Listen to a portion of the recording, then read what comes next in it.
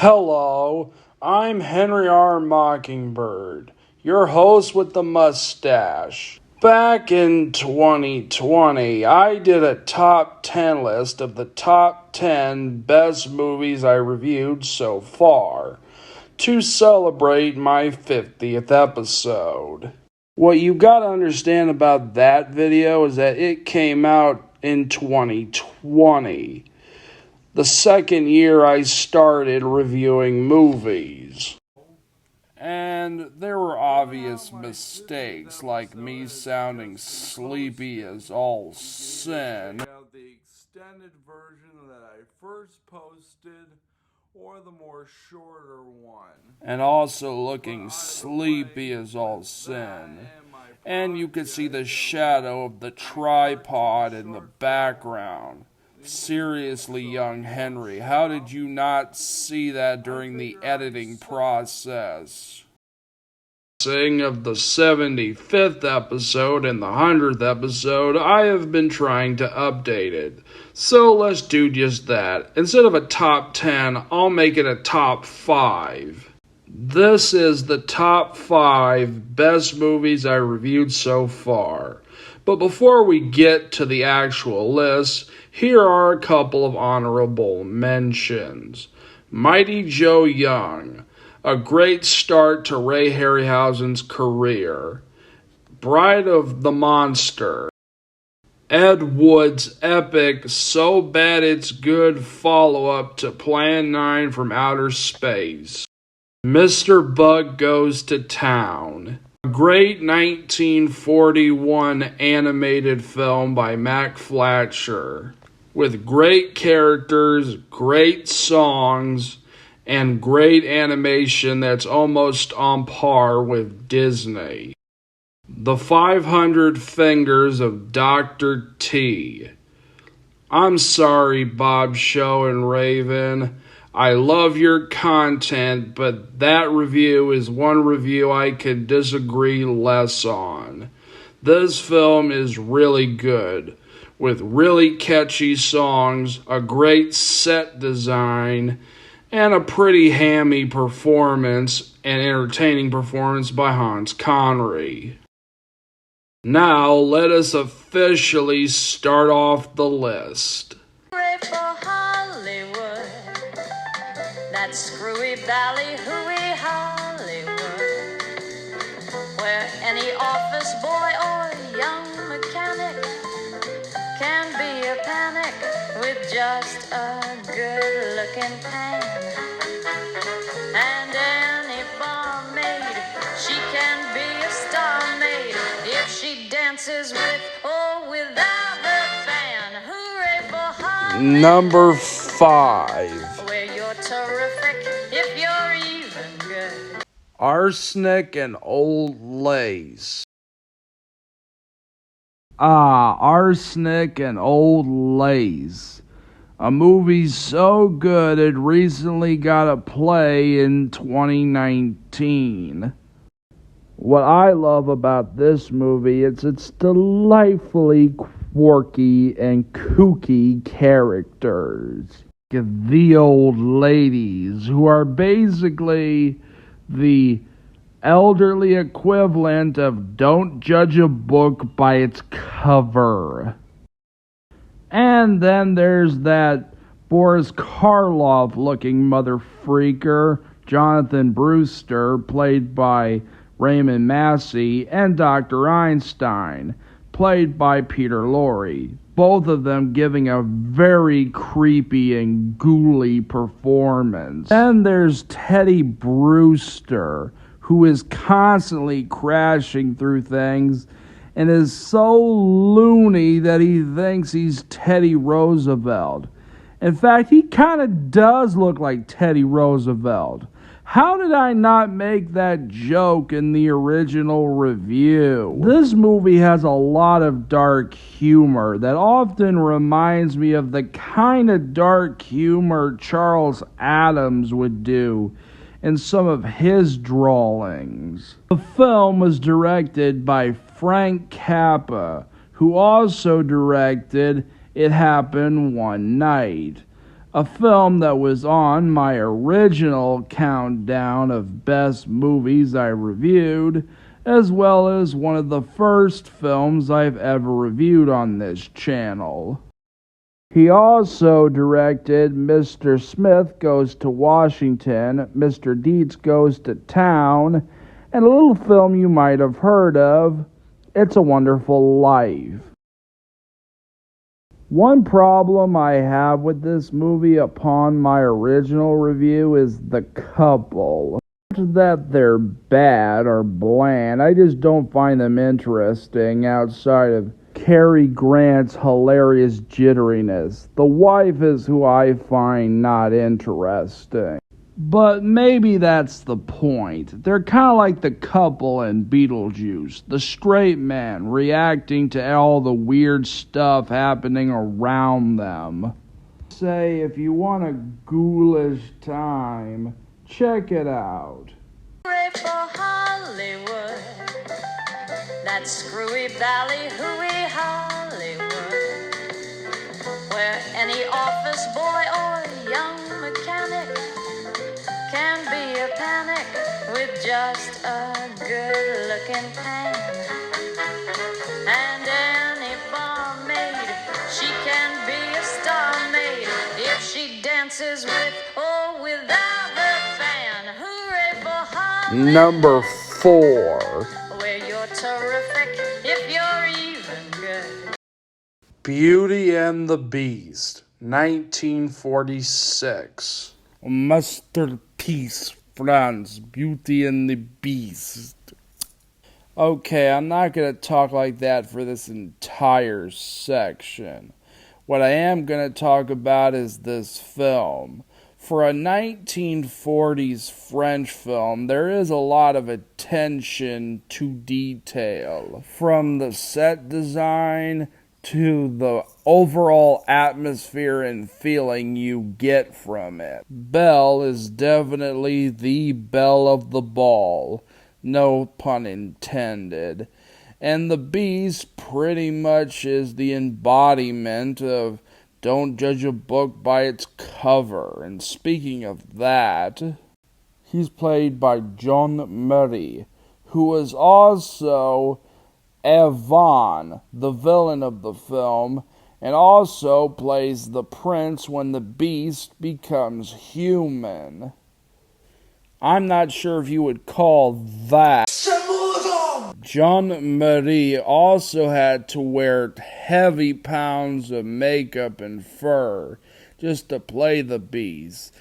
Good Lord, he must have taken meditation classes from Lon Chaney Sr. and Lon Chaney Jr. This film was so good, a lot of elements from it would later be used in the Shelley Duvall fairy tale theater episode of Beauty and the Beast. This movie was also a palate cleanser for French movie-going theater audiences who had just gone out of World War II and wanted to see something light and upbeat after the tragedies and horrors they had experienced. So you done good, movie. You done good. You can be my guest anytime. Hooray for Hollywood, that screwy ballyhooey Hollywood, where any office boy or young mechanic can be a panic with just a good-looking pan. And any barmaid, she can be a star maid if she dances with or without her fan. Hooray for Hollywood. Number 3. Where you're terrific if you're even good. Metropolis. Metropolis. What an inspiration to movies everywhere. It also changed a lot in the way movies are made. Many films that would come after take a lot of inspiration from Metropolis. Very much like Beauty and the Beast 46, there is a great attention to detail when it comes to this world. Not to say that the look is all it has going for it. Oh no. It has a really good story and characters. Favorites is Good Maria, who has an ethereal look to her, and Evil Maria, who's like a wild animal. Always foxy and always trying to seduce the men. Another favorite of mine is the evil scientist with the robot hand. And speaking of that, where do you think James Cameron got the inspiration for Terminator?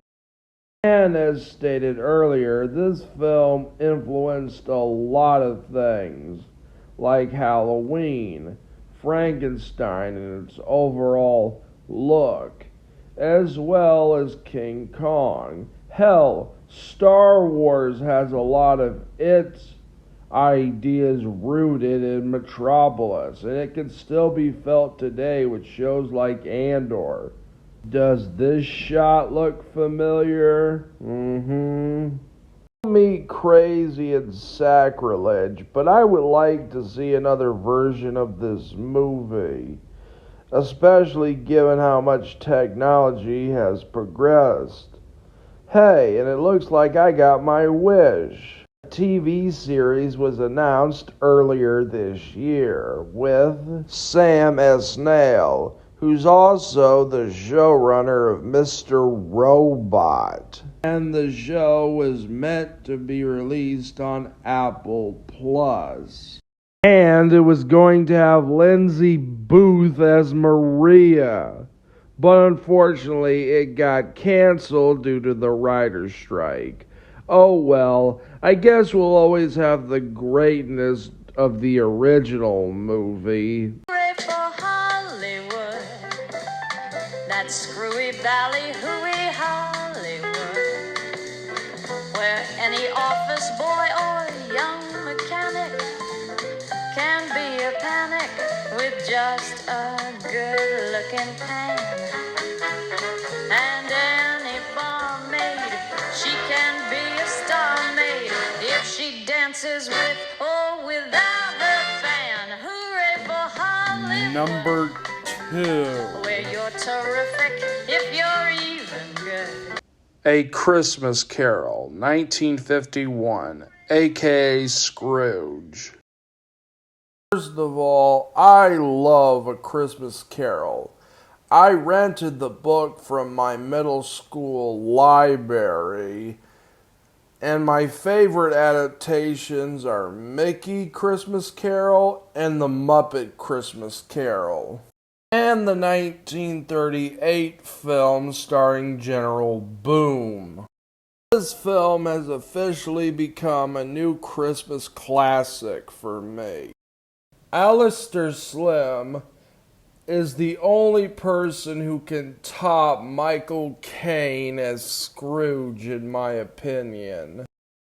The film is an emotional roller coaster, and you feel every moment that Scrooge is feeling. To say that the film is all sugar plums and silver bells. On the contrary, it can be quite terrifying.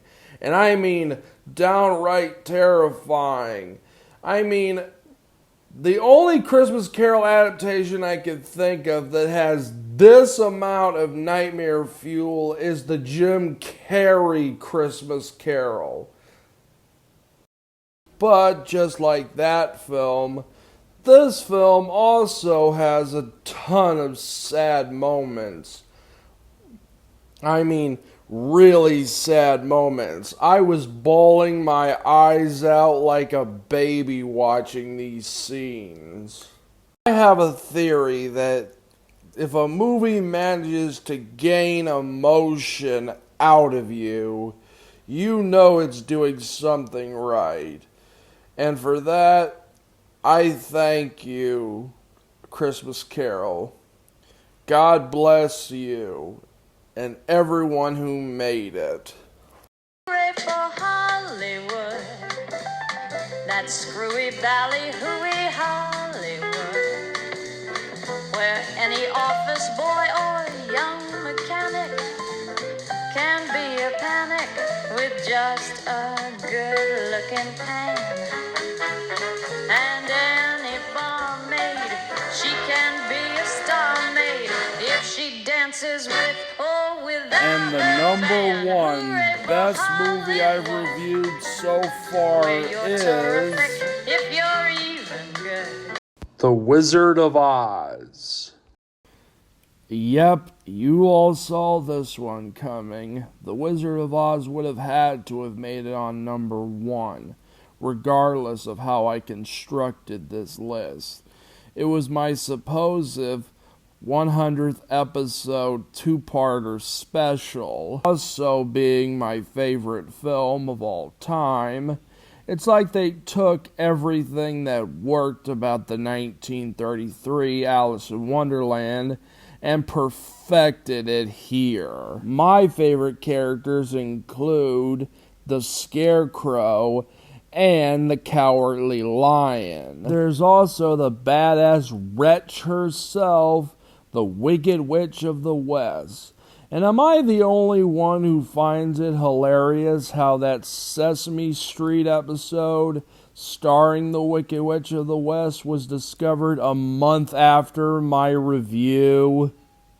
And the songs are also really great, including such classics as Follow the Yellow Brick Road, We're Off to See the Wizard, all of the Munchkin songs, all of If I Only Had, and Ho Ho Ho Ha Ha in the Merry Old Land of Oz, and a couple of deleted songs that sadly never made it, like The Jitterbug, as well as Over the Rainbow. That song has quite the impact on so many people. Many people have covered it, and I wish I could say what the impact was, but I feel like Judy Garland can say it better than me. Over the Rainbow has become a part of my life. It's so symbolic of everybody's dreams and wishes. I'm sure that's why some people get tears in their eyes when they hear it. I've sung it 1,000 times, and it is still the song that is closest to my heart. I'm not even going to point out the irony here. My feelings on this film exactly. This was the first film I could ever remember, and I will keep on remembering it till the day I die. Well, that was my top 5 best movies I've reviewed.